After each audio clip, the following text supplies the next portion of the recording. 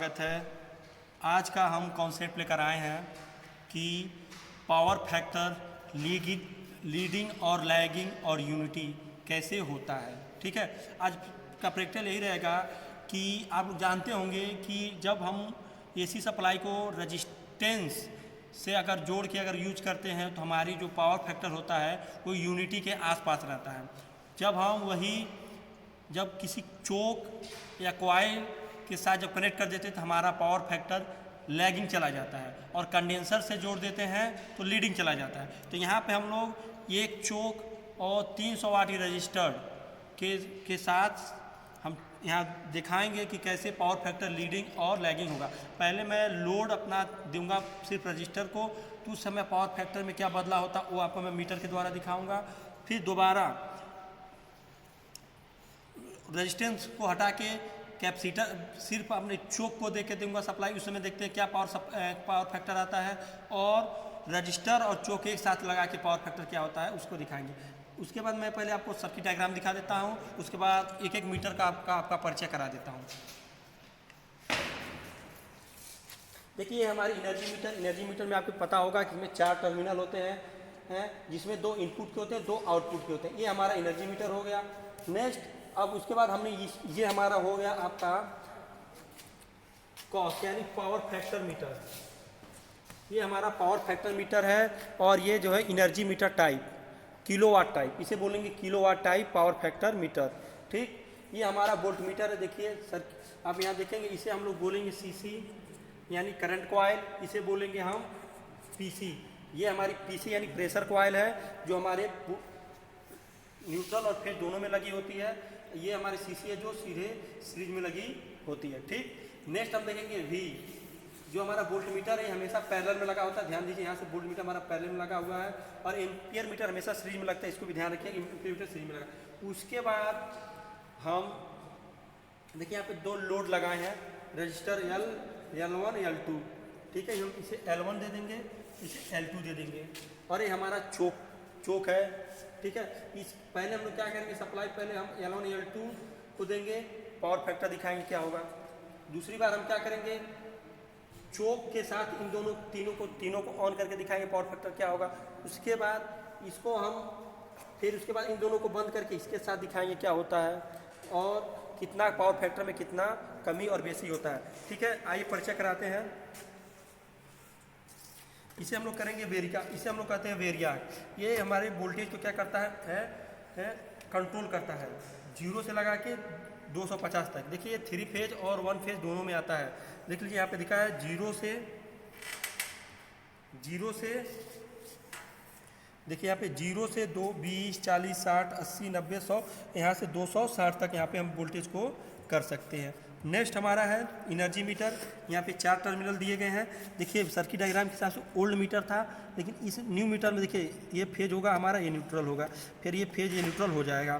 फिर यहाँ हमारा होता है कॉस यानी पावर फैक्टर मीटर। ठीक है, ये पावर फैक्टर मीटर है।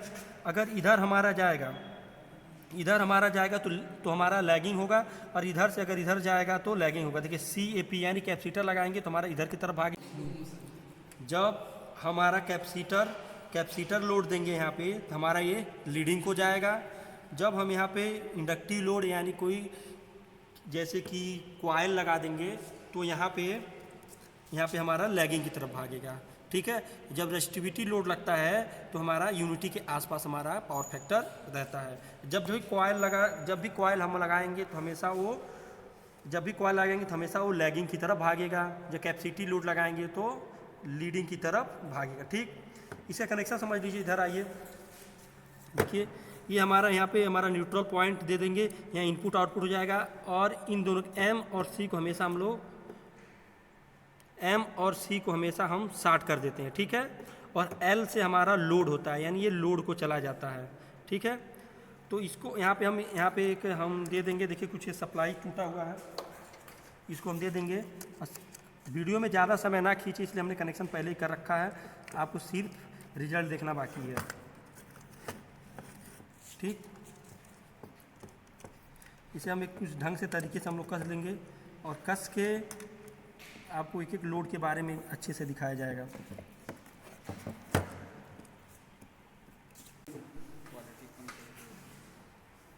ठीक है, ये हमने कनेक्शन को कर रखा है।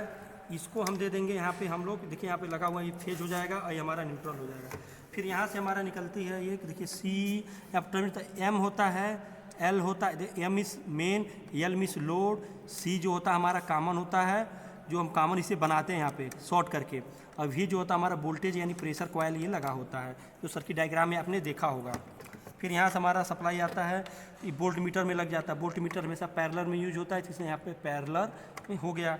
फिर सीरीज में हमारा एम्पियर लगता है। सीरीज में यहाँ आके यहाँ पे हमने तीनों को दे दिए, तीनों लोड। आपने सर्किट में देखा होगा कि तीनों लोड लगे थे, तीनों लोड देखिए यहाँ पे तीनों लोड यहाँ पे देखिए ये शॉर्ट हुए हैं और यहाँ पर भी शॉर्ट है, लेकिन यहाँ पे एक दो की लगी है। यहाँ पर भी एक की लगा रहेगा, अपने सर्किट डायग्राम में हम भूल गए थे, यहाँ पर भी एक की लग जाएगा। ठीक, यहाँ पर भी 1 2 3 की लग जाएंगे। यहाँ देखिए तीनों यहाँ से शॉर्ट हैं आपस में, फिर नीचे से यहाँ भी शॉर्ट है, लेकिन यहाँ पे की की वजह से एक दूर अलग अलग कनेक्ट हो रहे हैं। उसी सेम वही कनेक्शन यहाँ पे भी हमने कर रखा है। यहाँ पे देखिए 3 हैं, तीनों आपस में मिले हुए हैं, लेकिन 1 2 3 स्विचों के माध्यम से ये कंट्रोल हो रहे हैं। ठीक, अब इसको हम न्यूट्रल, अब यहाँ से हमने यहाँ तो फेस तो दे दिया, फिर यहाँ से हमने न्यूट्रल देखिए एक सिंगल वायर से यहाँ पे सिंगल वायर ला के तीनों को यहाँ पे कनेक्ट करके तीनों को, ये देखिए इसको, फिर इसको और फिर इसको दे दिया। देखिए सबसे पहले सर्किट डायग्राम जब कनेक्शन हो जाता है तो सबसे पहले आप कभी भी चेकिंग करिए तो सीरीज में करिए, आफ्टर आप पैरेलल में डालिए। पहले सीरीज में, नीचे लाइए थोड़ा, हम इसे सीरीज में चेक करेंगे, पैरेलल में बाद में चेक करेंगे, पहले सीरीज में करेंगे कि क्या होता है। ठीक है, ये देखिए ये वेरियाक है, हम लोग सीरीज में से डालते हैं वेरियाक को, सप्लाई को ऑन किए, वेरियाक है। ठीक, एनर्जी मीटर को हम लोग डायरेक्टली इसमें कनेक्ट करते हैं। ध्यान रखिएगा कभी भी टच सप्लाई नहीं टच मत करिएगा आप।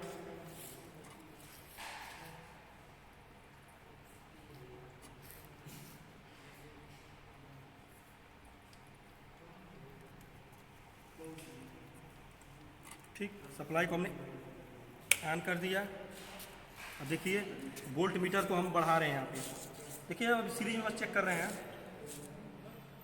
वोल्टेज को हम बढ़ा रहे थे, भी हमारे बढ़ रहे हैं।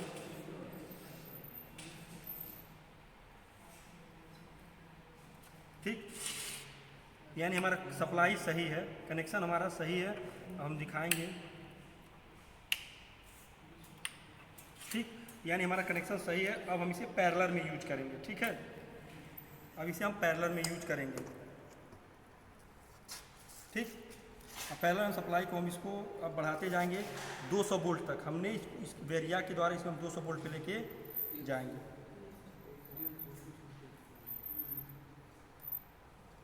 लगभग 200 वोल्ट तक पहुंच गया होगा।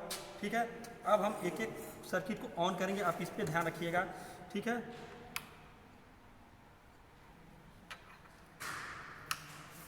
इस समय देखिए हमारी धारा 1 एम्पियर की बह रही है, वोल्टेज भी ऐसे बढ़ रहा है, और देखिए लोड का खपत हो रहा है, ये भी अभी ब्लिंक करेगी red light. Red light blink नहीं कर, देखिए रेड लाइट यहाँ पे ब्लिंक कर रही है। अब पावर फैक्टर पे ध्यान दीजिए। अब इस समय हम देखिए, पहले मेरा इस समय सिर्फ हम